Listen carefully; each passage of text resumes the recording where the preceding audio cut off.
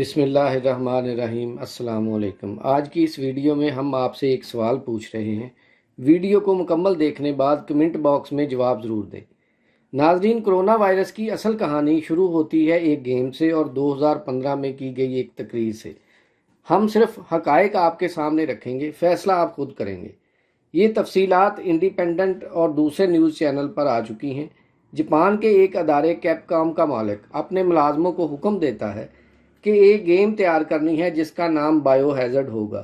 اس میں ایک دوا ساز لمیٹڈ کمپنی ہوتی ہے جو میک اپ کا سامان، صابن اور مختلف چیزیں بناتی ہے، لیکن انڈر گراؤنڈ اس کا سارا کاروبار جینیٹک انجینئرنگ پر ہوتا ہے۔ یہ کمپنی خفیہ طور پر ایسے ہتھیار بناتی ہے جنہیں آپ بایو آرگینک کہہ سکتے ہیں، یعنی ان کا سارا کام جراثیم کو ہتھیار کے طور پر استعمال کرنا ہوتا ہے۔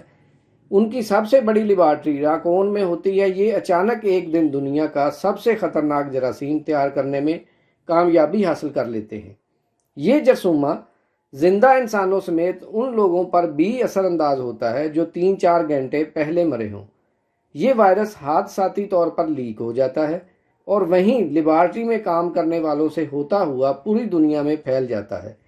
امریکہ اس لیبارٹری کے تمام اثاثے بین کر دیتا ہے، وہ شہر بھی تباہ کر دیا جاتا ہے، لیکن اس وقت تک وائرس اپنا کام کر چکا ہوتا ہے۔ پھر دکھایا جاتا ہے کہ اسی لیبارٹری کا ایک سائنسدان اس کی ویکسین بناتا ہے۔ یوں یہ وائرس ختم ہو جاتا ہے اور چند خفیہ طاقتوں کی وجہ سے اس گیم کو بایو ہیزرڈ کا نام الاٹ نہیں ہوتا، پھر اس کا نام ایول ڈیڈ رکھا جاتا ہے۔ آپ میں سے بہت سارے دوستوں نے یہ گیم شاید کھیلی بھی ہو۔ اب آتے ہیں اصل کہانی کی طرف۔ یہ وائرس جس لیبارٹری میں تیار ہوتا ہے اس کا نام ہے امبریلا کارپوریشن۔ امبریلا اس کا سلوگن تھا اور ان کا مخصوص نشان بھی تھا، جو کہ ایک پھول ہے جو 8 تکونوں کی مدد سے بنتا ہے، جس میں 4 سفید رنگ اور 4 سرخ رنگ کی ہیں۔ آپ میں سے بہت سارے لوگ جانتے ہیں اور جو نہیں جانتے ان کی معلومات میں اضافہ کر دیتے ہیں کہ یہودیوں کے نشان سٹار آف ڈیوڈ میں بھی 8 تکونے ہوتی ہیں۔ جو گیم اس وقت آپ بھگت رہے ہیں وہ اب شروع ہوتی ہے چین میں۔ جس لیبارٹری پر کرونا پھیلانے کا شک ہے اس کا نشان بھی بالکل ویسا ہی ہے جیسا ہم پہلے امبریلا کارپوریشن کا آپ کو دکھا چکے ہیں۔ چائنا میں موجود RLSW لیبارٹری کا نشان بھی بالکل ویسا ہی۔ آخر کیوں؟ کرونا وائرس کے بارے میں کہا جاتا ہے کہ یہ آپ کے جسم میں داخل ہو کر مدافعتی نظام کے ٹی سیلز پر حملہ آور ہوتا ہے۔ ایول ڈیڈ میں جو لیبارٹری ہے اس کا نام ہے راکون۔ اس لفظ کو انگریزی یا اردو سے آگے پیچھے کر کے لکھیں تو لفظ کرونا ہی بنتا ہے۔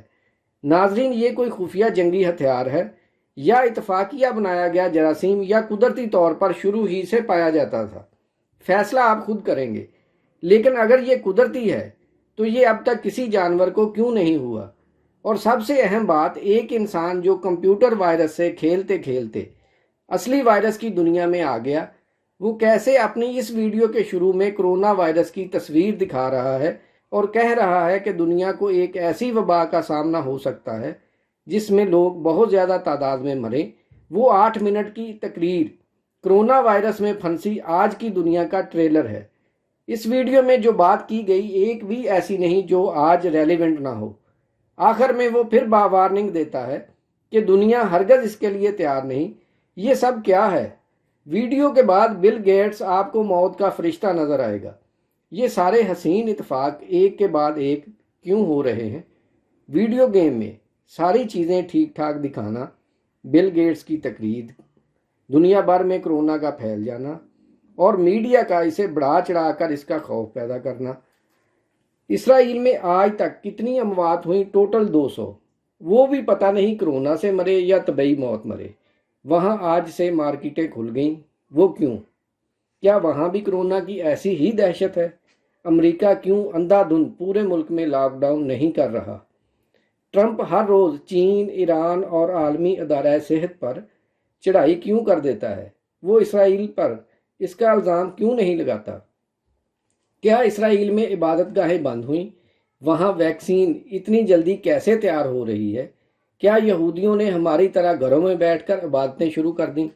اسرائیل اور امریکہ کے علاوہ باقی دنیا کے حالات مختلف کیوں ہیں؟ یہ جاننا اور اصل حقائق جاننا آپ کا کام ہے، اور اگر یہ سب اتفاقات ہیں تو حقیقت کیا ہے؟ کمنٹ باکس میں اپنی رائے کا اظہار کر کے ضرور بتائیے گا۔ مارخور نیوز کو سبسکرائب کرنا مت بھولیں، بیل آئیکن کو پریس کر کے ویڈیو کو لائک اور شیئر بھی کر دیں۔ مزید اپڈیٹ کے لیے دیکھتے رہیے مارخور نیوز۔ مارخور زندہ باد، پاکستان پائندہ باد۔